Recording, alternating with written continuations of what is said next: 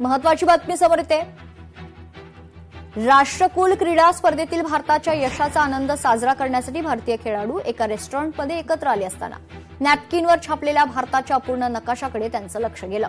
त्यानंतर ऑलिम्पिक पदक विजेती आणि राष्ट्रकुल स्पर्धेतील रौप्य पदक विजेती लवलिना बोर्गोहेन यांनी याबाबत नम्रपणे आक्षेप नोंदवलाय।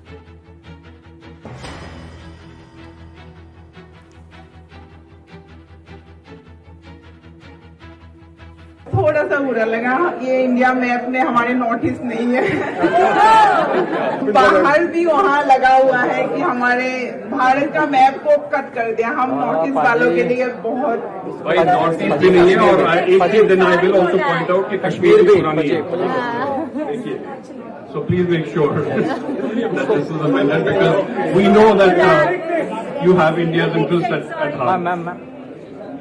बस इतना ही बोलना था। प्लीज नेक्स्ट टाइम से ये थोड़ा सा लोकशाही मराठी ऐका, पहा, जागरूक रहा।